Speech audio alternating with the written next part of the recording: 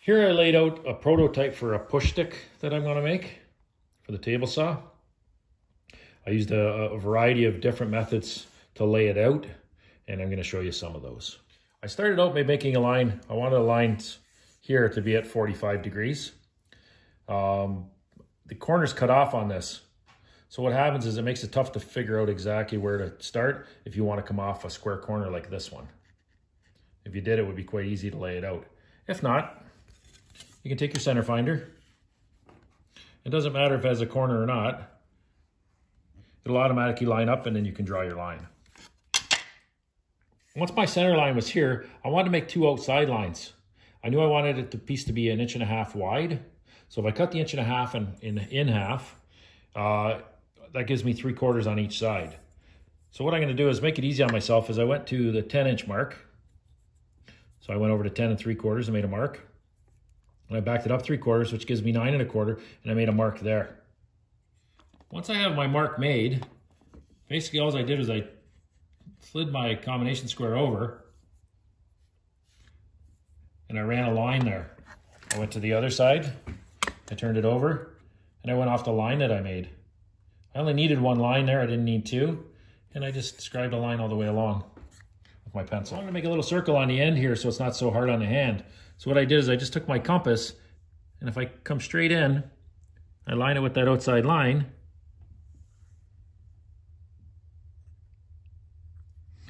then I can swing the circle over and I meet up with the other side. I wanted this to fit to my hand, so I set it up where I thought my hand would be very comfortable. From the outside of the board to here, I determined I wanted 5 inches of space there. So I marked the 5 inches there. And what I did is I basically knew that I wanted to be 11 inches long. So I just drew a line down to the 11 inch, which throws it off the 45. Doesn't quite work out that way.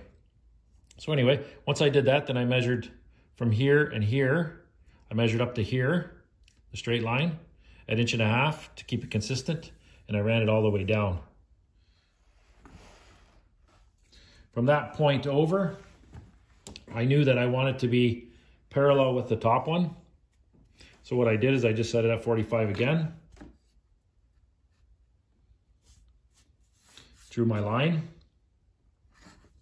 I knew I wanted to be 3 inches out, so I measured over 3 inches. From here to here, I determined that because I made it the same 1.5 inches as the rest of it. So basically what I did is I just measured over 1.5 inches.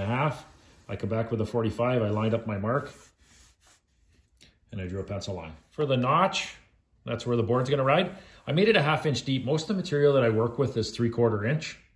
So that gives me a 1/4 inch on the bottom. I don't have to worry about the back end of it dragging.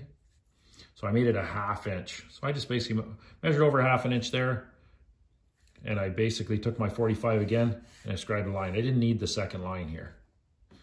It's automatically parallel with the 45. So this particular one was done with a compass. So I wanted an accurate measurement. For up in these areas here and here, you can see where the lines crisscross. I wanted to make them rounded here and make it rounded there too. So the easiest way to do that is I don't want to get the compass out and do a whole bunch of measurements and calculations and everything. So you want to find something that's convenient in your shop, sort of like a can.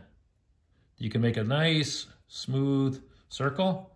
I put it on there and I laid it out.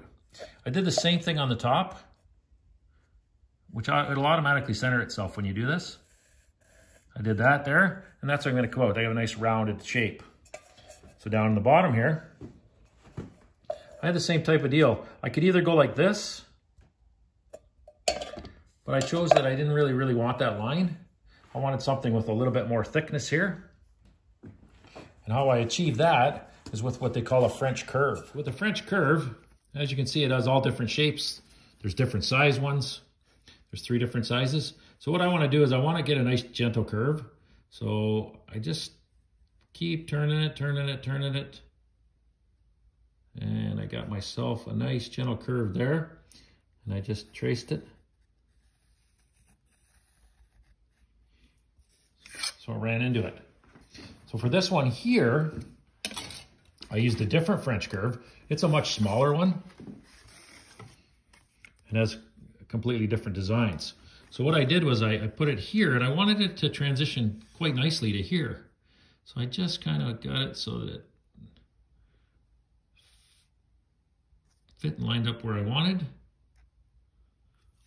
It just takes a couple seconds to get it lined up. And I did that. So you have a nice smooth transition in there.